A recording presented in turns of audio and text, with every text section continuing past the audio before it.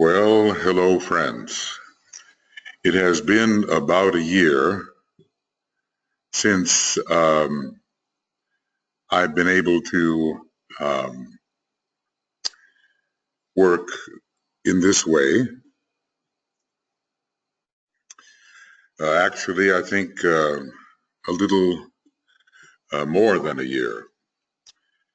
It's been a difficult year in many ways, and I've been meaning to continue with the work of recording the second part of the rays and the initiations. The first part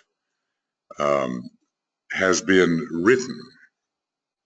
The commentary is in written form on Makara, and maybe the time will come when we can release some of the discussions that have occurred within the faculty in a video format.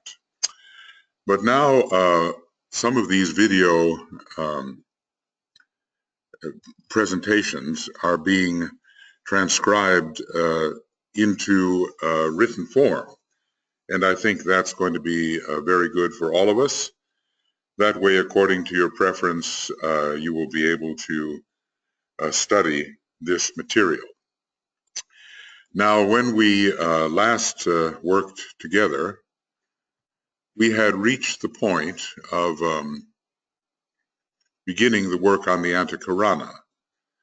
And we had done 33 programs together, and this is the beginning of the 34th. Now, that was at least one computer ago. So I've had to make some adaptations here with the new computer, which is not yet properly equipped as the old one was. So please do bear with me as we attempt to go forward here. I've also been advised by the people who are transcribing into written form this kind of work that I should speak more slowly. And so I will attempt to do so. So let us begin to work our way through this very important section on the Antakarana. Many have felt that if there's anything startlingly new in the presentation of DK, Master DK, concerning meditation, it has to do with the presentation of the Antakarana methods. There are actually several, but he presents one in particular, which involves words of power and the creative imagination. From the very beginning, when one is attempting to contact the higher self from a point of tension on the fourth subplane of the mental plane, the Antakarana work is really, in fact, beginning. But it continues, and there are at least two other methods, one of which Master DK presents involving the words of power. Now, in this paragraph, not all of the images or the little diagrams have appeared, so I'll have to switch over to the AAB folio view. You can see these here. They are represented, but they did not come out in the text that I am using. So I'll do that as I go along. The bridge, by this he means the rainbow bridge, as the agent of alignment. In a way, alignment is both the beginning of the process and as well represents the climactic achievement. If we are entirely in alignment with our higher aspects, they can penetrate the lower fields of consciousness and make their presence felt, and our lower consciousness is thereby greatly expanded, and we leave what is called the darkened room. Interesting how the analogies work and the little symbols and allegories. So often we are told that the disciple stands within a darkened room, a darkened chamber. This is, of course, the representation of his lower, much constrained consciousness. The word alignment is much used in modern esoteric training. As I say, it is both the beginning and the end. I would point out that in making his alignment, the aspirant is only establishing the first stage of his process of realization. Realization, we realize, is actually a capacity, a siddhi, which occurs on the fifth subplane here of the atmic plane. So it is a very high state of consciousness and is beyond subject-object dualism as we normally conceive it. Okay. So he's making only his first stage, establishing his first stage in the process of realization. He is establishing in his own consciousness the fact, this is at first, through alignment, the fact of his essential dualism. What is this dualism? Which eventually we have to transcend by identifying as the soul. It is the dualism between the lower self, the personality, which is an integration of the lower 18 subplanes, and the first stage of the higher self, the soul, on its own plane, or at least on the higher mental plane. It is debatable what is the real plane of the solar angel. One of the charts shows that it is at least the Buddhic plane. And there has been a fall of the solar angel from the cosmic astral plane, whereon it received its training, down onto the cosmic physical plane, but in a way no lower than the Buddhic level. The second fall, however, takes it down to the higher mental plane, and that is a very great sacrifice for such a being, having pervaded the entire universe, let us say of man, with a fragment of myself, I remain. I would also point out, says the Tibetan, that the critical aspect of this process is only arrived at when the distinction is sharply defined and recognized between the integrated and potent personality, which eventually becomes, in a way, the dweller on the threshold, and the soul. So during the stages of uncertainty, when it is not possible to make a clear distinction between these two centers, the critical aspect of this process has not yet been reached. We can question ourselves, have we reached the point at which we can engage with the critical aspect of this kind of work, because we have understood the great distinction between what we ordinarily call the lower self and the higher self. Now here I think I had better switch over to the actual text. Whoops. Things are moving a little faster in this computer than I anticipated. So here we have a statement. It is an occult truism to state that the aspirant is to be recognized by, and here we have a kind of a triangle. And this triangle represents triplicity. And how should we look at this? How should we look at this triplicity? Perhaps we can think of the triplicity as the threefold personality, because although the aspirant is reaching towards something higher, his experience of that something higher is as if it is not really himself. He experiences himself as mind, emotions, and body or etheric physical nature, reaching out towards something. Now, essentially, the man is a triplicity in a higher way.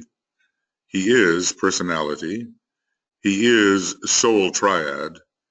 He is monad. I include the triad and the soul together because the real ego, capital E,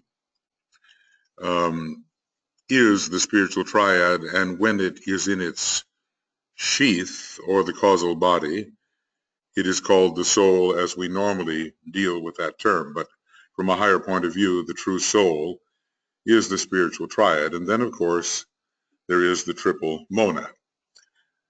So the aspirant is a threefold being in terms of his own usual cognition, but he is reaching towards duality. The disciple is represented this way. The vertical line here, it's really the number 10, interestingly. It's one of the ways of writing the number 10 in the Secret Doctrine, or recognized duality. We certainly see here the vertical line of aspiration, and we also see a kind of representation of the right and the left-hand path between which choice has to be made. And the duality that is recognized is that of the soul with which the disciple sometimes identifies. At least he identifies with that type of energy entering his personality nature, and the customary personality energies. So there has been a simplification, and that simplification continues. The disciple is recognized duality.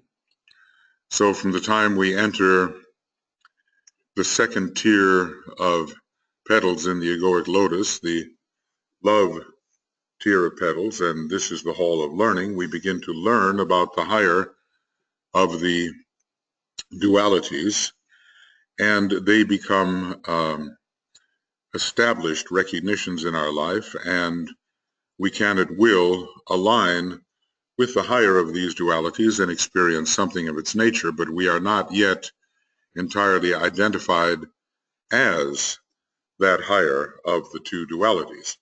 And then the initiate is recognized by the circle or unity, because the true initiate of the third degree has entered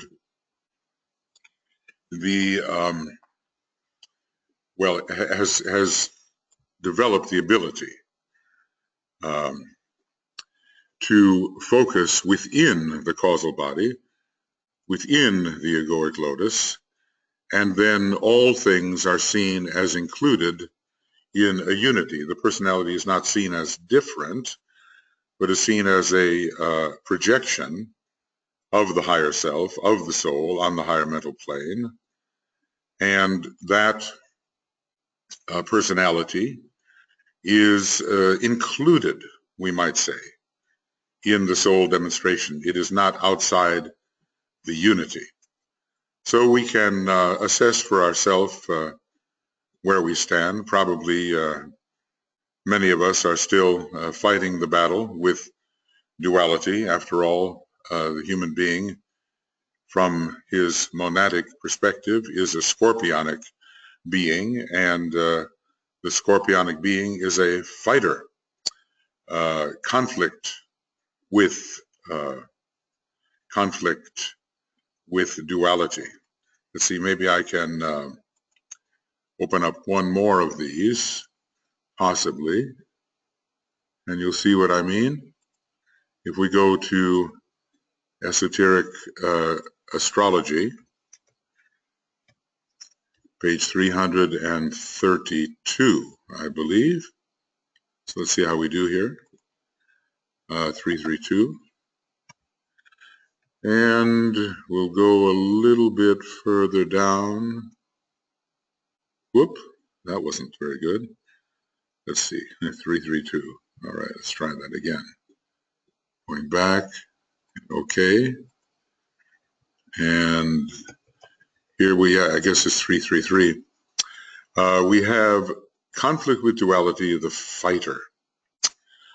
So we have not yet reached the higher unity, at least most human beings have not yet reached the higher unity, which is the true disciple. Here it says initiate, but it really is the initiated disciple. So now we continue. Note that the symbol of duality for undeveloped humanity is as follows. It does not have that vertical line of aspiration in which the separation of the higher nature from the lower is depicted. But here, for the disciple, the ability to reach the higher nature is depicted, and the realization of two ways to go, either the way of the personality or the way of the soul.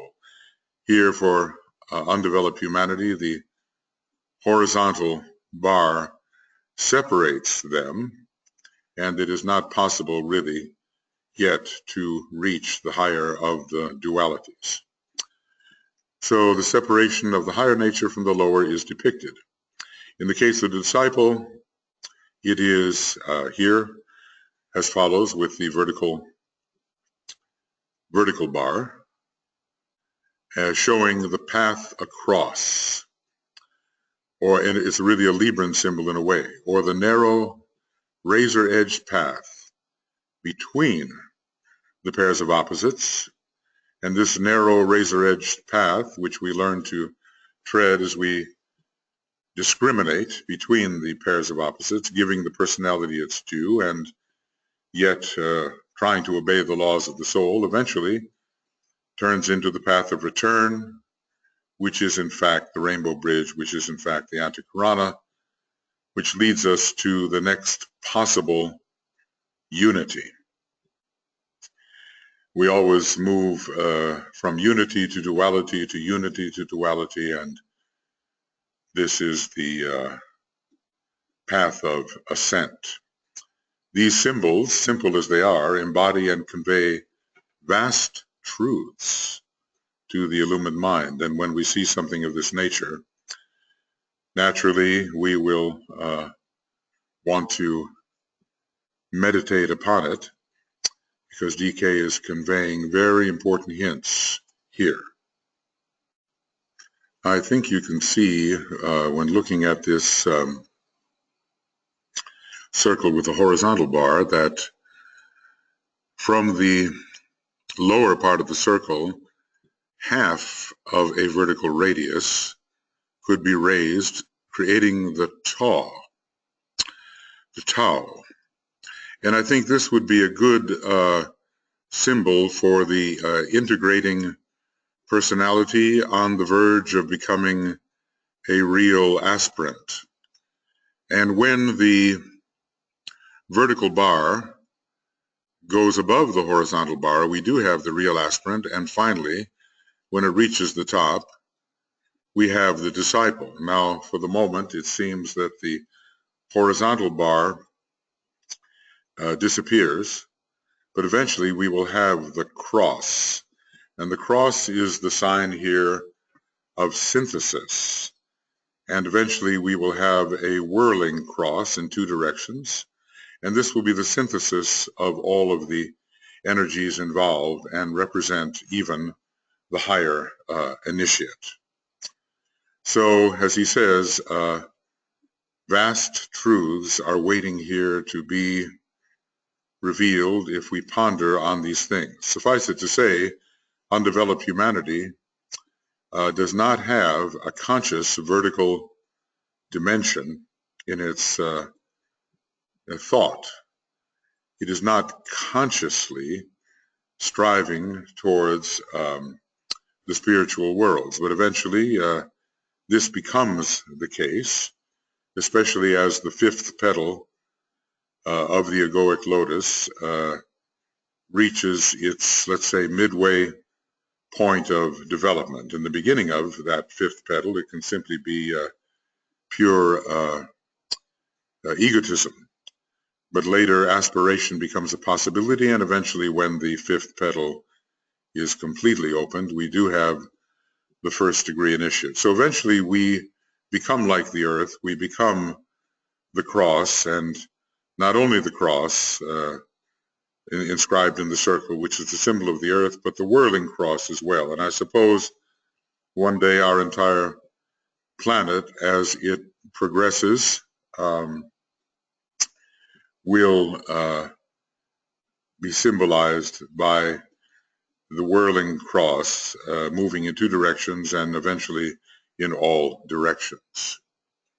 So, let us ponder on these things. We certainly are moving from that which is supine, representing the attitude of sleep, the horizontal, to that which is vertical, the upright, standing individual, aligned with the higher possibilities, aligned with the will, aligned with the monad.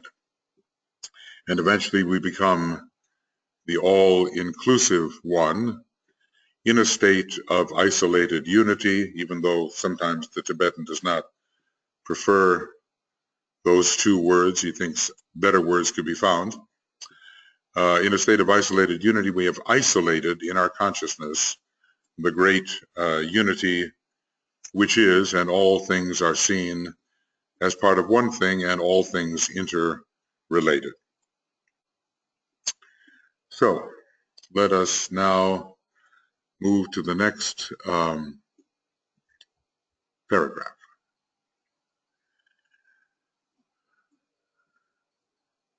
Okay, I'm just learning to manage this new computer here a little bit, so please do bear with me. I'm learning also where the little symbols have been copied and where they have not. Relatively speaking, and speaking in terms of the mental consciousness, which should, of course, characterize all true disciples, regardless of their ray, the realization of duality is only to be found in the three worlds and on the mental plane. There's something about the lower mind which divides very successfully subject from object, and they definitely seem to be different and distinct. So many brilliant intellects have seen it this way. There's the subject and the object, but this proves that although highly intelligent, they were not initiates of the third degree, where subject and object begin to coalesce. When the third initiation is taken, the power of the lower pair of opposites is no longer felt and exists no more. What should we say? The personality fades from distinctness. It is no longer the focus. I also had in my old computer the ability to write many codes, which would immediately give me long words. But let's see if that can be retraced and regathered. The personality fades from distinctness. It is no longer the focus. Okay. A liberated consciousness and an unrestricted awareness, relatively so anyway, unrestricted as regards the initiate, moving within the orbit of the planetary logos, though not unrestricted as regards that greater life, which moves within still other and greater defined, let's see, what do we have here? Greater defined,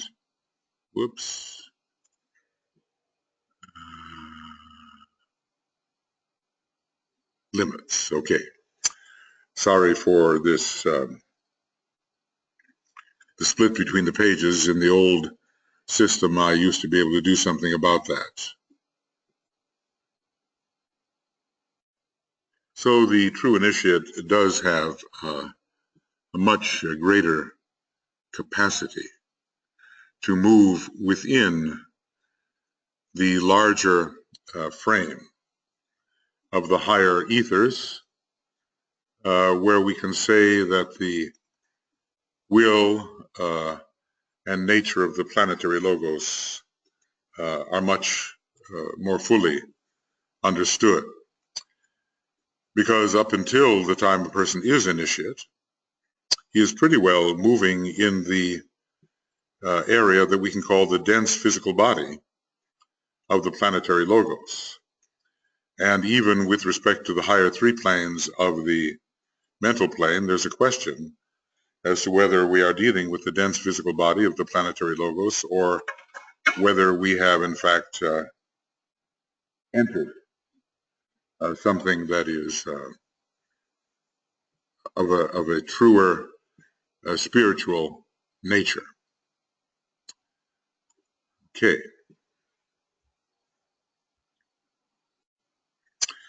So freedom is a relative term, and our present degree of movement within the planetary logos is pretty well, for people of our type, confined to the dense physical vehicle of that logos. But increasingly, the cosmic ethers, which are the locale where true spiritual development is experienced, will be opened to us as we continue to build the Antakarana.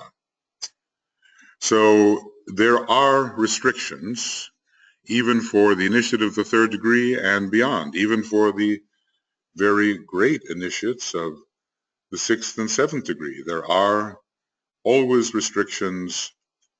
There are rings past not which they cannot yet penetrate, and all successive penetration is gradual after having proved the fitness thus to penetrate.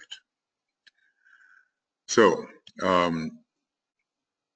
liberated consciousness and an unrestricted awareness, unrestricted as regards the initiate moving within the orbit of the planetary logos, within the cosmic physical plane, that is. There are aspects of the planetary logos which are cosmic astral, cosmic mental, and beyond. And of course, movement in those spheres is not yet possible to such an initiate, though not unrestricted as regards that greater life which moves within still other and greater defined limits, and we're talking here about the solar logos, are both understood and expressed. Within the planetary ring past not, the initiate moves with freedom and knows no limitation in consciousness. And I think here we are talking about the cosmic physical plane. As I said, there are aspects of the logos which are far above his etheric and physical body. That is why the higher levels of our planetary and systemic planes are called formless. They are only relatively so. Actually, the entire cosmic physical plane from the cosmic perspective is a plane of cosmic form. Okay, and then moving back here, because there is this little symbol. It is this symbol with the vertical division of the circle, which is the true symbol of alignment. I think that's very worth considering, involving as it does the sense of duality between the left and the right, but indicating at the same time the way through what are called the walls of limitation. So the true symbol of alignment. Let's see if we can somehow emphasize that. And moving beyond the walls of limitation. They are not impenetrable, of course, and when we manage to evince the vibration of that which lies on the other side of the wall, then we will be in the position to penetrate that apparent wall, which is, after all, as he tells us, an electrical phenomenon. Okay. Now I wonder how big I can make this. Maybe this will be a little clearer. Students would do well to consider the building of the Antakarana as an extension in consciousness. Well, perhaps not the kind of consciousness that we are accustomed to with its subject-object dualism, but an extension of consciousness which leads to the unification of subject and object. I suppose the heart center and the heart and the head have to be involved with their Buddhic energy in order to realize this unification of the observer and the observed.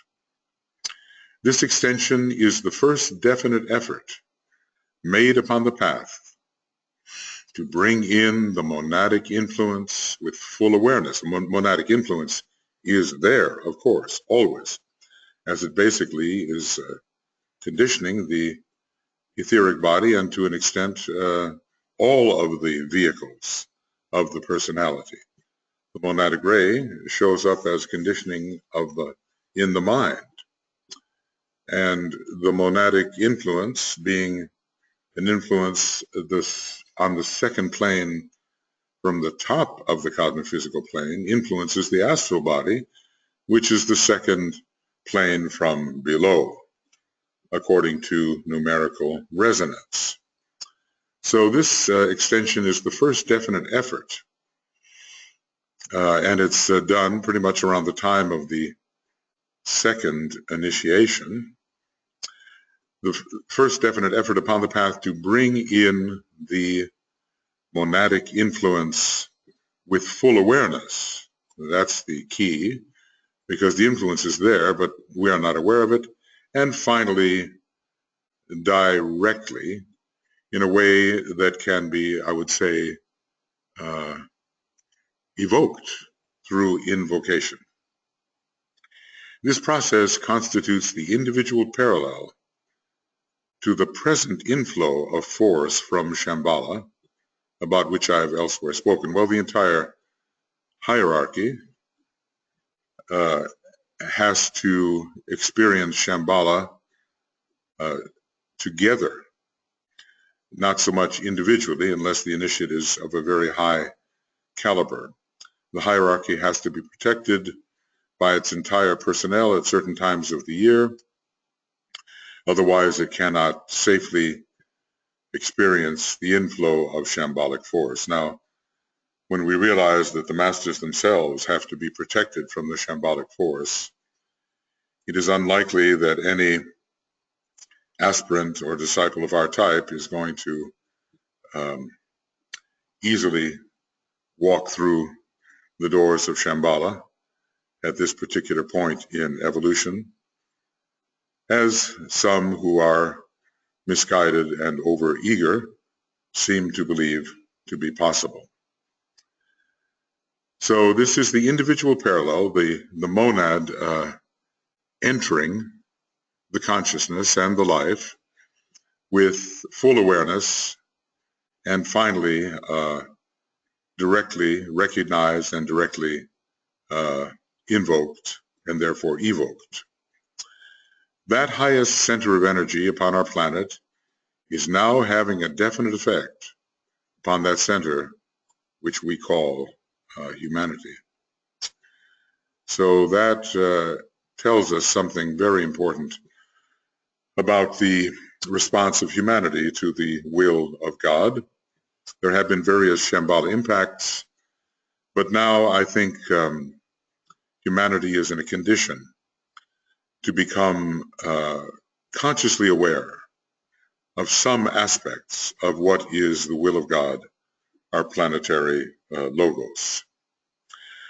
So we as monads expressing upon the Buddhic plane but emanating from the monadic plane are beginning to be highly influenced by this highest of all centers, and the building of the Antakarana is one method by which we indicate or make possible this relation between will and our present human condition.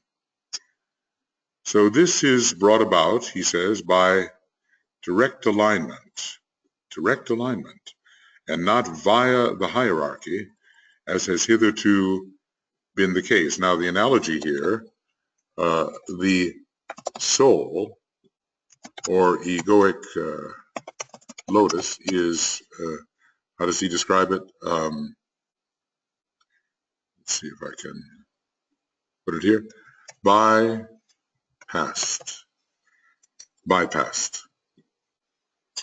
And there is a direct alignment between the soul infused personality on the fourth subplane of the mental plane and the spiritual triad, beginning with the monastic permanent atom. You see it pretty well here in this diagram. The soul, or what we usually call the soul anyway, the sheath of the triad is bypassed, and then we enter the realm of the triad and eventually the realm of the monad. So it is a direct path, and let us say that the intervention of the solar angel in the life is beginning to wane. The man is taking on increasing responsibility. When the individual Antakarana has been successfully started, and there is even a tenuous thread of living energy, living light, connecting the threefold personality and the spiritual triad, then the inflow of the will energy becomes possible. So this is interesting, of course, because we imagine that we experience a certain type of will when we align with the egoic lotus. And there is this alignment with the egoic lotus. That's part of our initial meditative procedure. And the sacrifice petals carry the note of will, and so do the synthesis petals, but they are all somewhat a veiling of the true will. And the true will is going to come through the spiritual triad from the monad. So we're not really experiencing the unveiled will. Well, we're not experiencing that at all, but at least the less veiled will, until we, via the Antakarana, manage to penetrate into the impersonal realms of the triad.